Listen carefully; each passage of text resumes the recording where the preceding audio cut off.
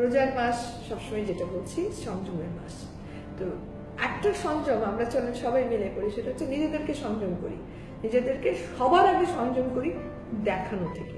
এই দেখানোর প্রবৃত্তি যে আমার আছে, ঠিক আছে আলহামদুলিল্লাহ আল্লাহ তাআলা আপনাকে দিয়েছেন, আপনার আছে, আপনি 1 টাকা না আপনি 100 রকমের ইফতারি করেন, আপনি 10,000 টাকা না আপনি 25,000 টাকা দিয়ে কাপড় পরেন, আপনি 2 লাখ টাকা না 5 লাখ টাকা ঈদের খরচ করেন, নো প্রবলেম আপনার, কিন্তু এটা দেখানোর দরকার নেই। কারণ আমরা অনেস্টলি বলবো যে জিনিসটা যে এই যে প্রতিদিন আমরা দেখি কি যে ফেসবুক খুললে দেখা যায় যে ইফতারি, শুধু ইফতারি না, একদম মুরগির রাম থেকে শুরু করে ব্র্যান্ডেড কোম্পানির জিলাপি থেকে শুরু করে কি নাই, একটু কত রকমের বন্ধুরা আজ মাত্র কোটি ব্যাপারে ইফতারি করতে পেরেছি, কয়টা মাত্র জিনিস দিয়ে ইফতারি করলাম, কয়টা মানে কি ফ্রুটসই দেখা যাচ্ছে ওখানে 14 থেকে 15 রকম। আমি বলছি না যে করবেন না, করেন, কিন্তু দোহাই লাগে পাবলিক করেন না। এই যে পাবলিক করে আমরা সবাইকে দেখাচ্ছি, আমরা কি জানি, যেটা বারবার আমি বলছি যে অনেকেই আছেন আমাদের মধ্যে যাদের হয়তো বা পরের দিন সেহরিতে কি খাবেন ওনারা জানেন না। তো এই যে কষ্টটা, এটা কিরকম জানেন, এটা না খুঁজি রক্তপাত। কারণ ছোট ছোট বাচ্চারা অনেক সময় বাবা আমার বাসা থেকে কিন্তু উঁকি ঝুঁকি মারে, তো যেখানে তাদের হয়তো বা ইফতারিতে একটা মানে ছোলা আর একটু জিলাপি পেলে অনেক বড় একটা ইফতারি হচ্ছে অনেকেই ভাবছেন, সেখানে যখন এরকম 14 পদের শুধু ফ্রুটস দেখতেছে আর এরকম হাজারো রকমের রেজালা থেকে শুরু করে খাসির রান দেখতেছে, তাদের কেমন লাগতে পারে? কিংবা এই যে এবার এদের কি কিনবো জানি না, আমি মাত্র সরি টু মেয়েদের একটু বেশি হয়, বাট অনেস্টলি আমি দুদিন আগের কথা বলছি, হাবি মাত্র বলেছে 50,000 এর মধ্যে কমপ্লিট করতে হবে কেনাকাটা শাড়ি।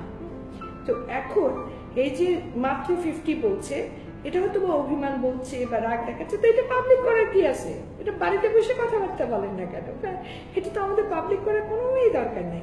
এরকম অহরহ আমরা দেখতে পাই যে জিনিসগুলোকে আমরা শেয়ার করে মানুষকে দেখাতে চাই, যেখানে হয়তো অনেকেই আছে যে 10,000 টাকা বাড়ি ভাড়া ডিউজ হয়ে আছে আজকে 3 মাস।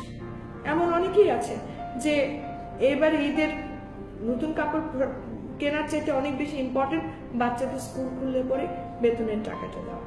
এরকম জীবন যুদ্ধে আমরা সারাক্ষণই কিন্তু পর্যদস্ত হচ্ছি। আমি বলবো না যে আপনারা বলবেন না কেন, বলেন, কিন্তু এমন কিছু বলেন, ক্রিয়েটিভ কিছু বলেন। আপনি বলবেন যে ভাই আমি এখন জনে কার আছে কার নেই বুঝে করবো কেন, দরকার নেই। আপনার আছে সেটা সবাইকে দেখি আপনি কি তৃপ্তি পাবেন? এই তৃপ্তিটা কি দিবে আপনাকে? লবটঙ্কা কিছুই দিবে না।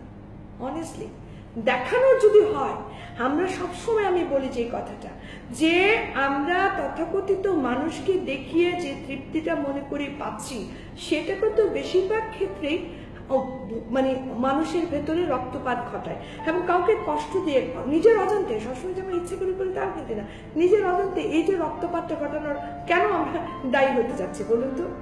আর আমি ভালো আছি আলহামদুলিল্লাহ, সৃষ্টিকর্তা তো জানি না, সেটা যখন উনি জানেন ওনার কাছে শুকর করেন।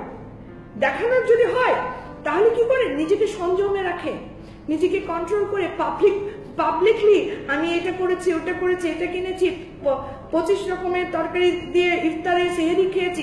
সেহরিতে ভাই কি খেয়েছেন? না ভাই পাবদা মাছটা শুধুমাত্র আজকে শুধু মাছের উপর দিয়ে গেছে, পাবদা মাছ ছিল আর রুই মাছের কষা ছিল আর চিংড়ি মাছের দো পেঁয়াজা ছিল। কেন ভাই?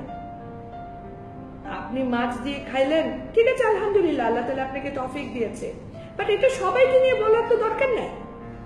একান্ত যদি 2-1 জনকে জানাতে চাই ইনবক্সে লিখে দেন না। কারণ কি? কারণ ওই যে বললাম সেহরিতে কোনো খাবার নেই, এরকম অনেকেই আছেন যারা সিংহতে ফেসবুকে অনলাইন, তাই না? কি দরকার? তার চেয়ে সংযম করি। এই সংযম আমাদেরকে কি দিবে? এই সংযমে কিন্তু আমাদেরকে ওই যে বললাম দেখিয়ে যে তৃপ্তিটা আপনি মানে পেতেন, সেটা থেকে নিজেকে বিরত রেখে আপনি সবচেয়ে বেশি তৃপ্ত কাকে করবেন জানেন? উপরওয়ালাকে। কারণ এই মানুষটাকে উনি পৃথিবীতে পাঠিয়েছিলেন, যে মানুষটা নিজের ভেতরে নিজেকে গুছিয়ে রাখতে ভালোবাসে, যে মানুষটা ফুটানির ডিব্বা না, যে মানুষটা অল্পতেই খুশি থাকে, যে মানুষটা নিজেকে whatever Allah has given তৌফিক আছে সেটা নিয়ে শুকর করে, তৌফিক আছে সেটা নিয়ে জাহির করে না, তৌফিক আছে সেটা নিয়ে দেখো দেখো দেখো বিশ্ববাসী দেখো বলে না। কারণ দেখার মালিক যে উনি তো দেখছেন, বাকিদের দেখিয়ে আদৌ কোনো লাভ হয় কি? হাজার সবাই ভালো থাকবেন, সুন্দর থাকবেন, সুস্থ থাকবেন। আর একটা কথা, সব সমস্যার সমাধান আমাদের দ্বারা করা মোটেও সম্ভব না।